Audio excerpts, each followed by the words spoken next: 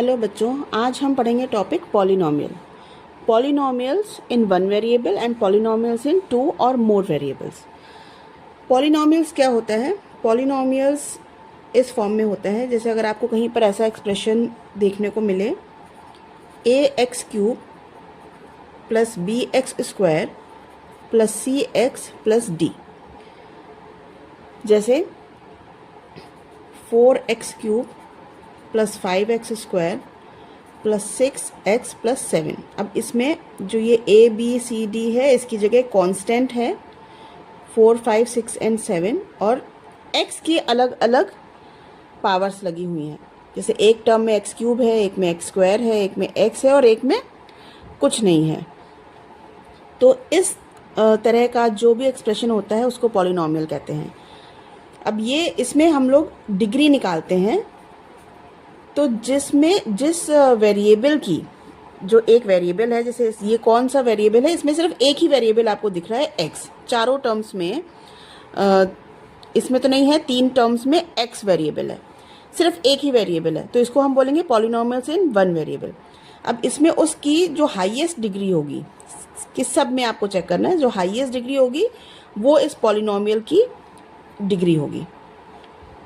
ठीक है। अब इसमें जैसे आपको कभी इस तरह का भी दिख सकता है 6x³ प्लस 7x प्लस 3। अब इसमें आप देखो x² का टर्म नहीं है, तो कोई बात नहीं, उसमें ये भी एक पॉलिनोमियल ही होगा, जरूरी नहीं है कि सारे टर्म्स हों उसमें।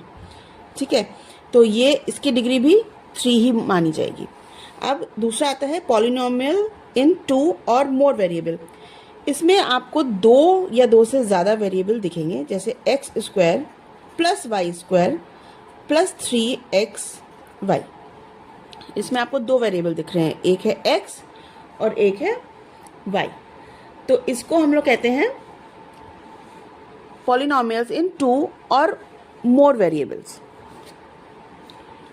इसकी डिग्री कैसे निकालते हैं? इसकी डिग्री में भी हम हाईएस्ट डिग्री देखते हैं, हाईएस्ट पावर देखते हैं, बट दोनों को ऐड करके। जैसे इस टर्म में हाईएस्ट, इसमें पावर है 2, इसमें पावर है 2, इसमें दोनों की एक एक पावर है, तो हम ऐड कर देंगे तो इसकी पावर भी हो जाएगी 2। तो ये पूरा एक्सप्रेशन की डिग्री 2 है। अगर आपको एक दूसरा मैं एग्जांपल देती हूँ, जैसे x² plus 3x² plus 4x² y²।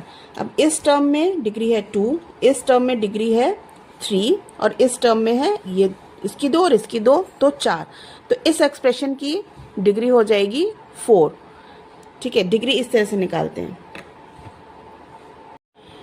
इसमें एक और चीज़ ध्यान रखनी है कि जो वेरिएबल की पावर होती है वो हमेशा पॉजिटिव इंटीजर होता है, कभी भी नेगेटिव में पावर नहीं लिखते हैं।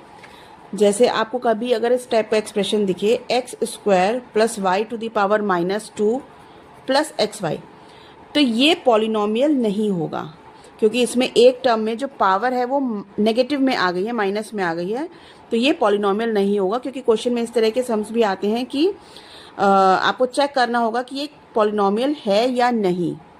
ठीक है, तो उसमें आपको ये ध्यान रखना है कि वेरिएबल की जो पावर होगी वो हमेशा पॉजिटिव इंटीजर होना चाहिए, 1 2 3 4 ऐसे। Okay, thank you.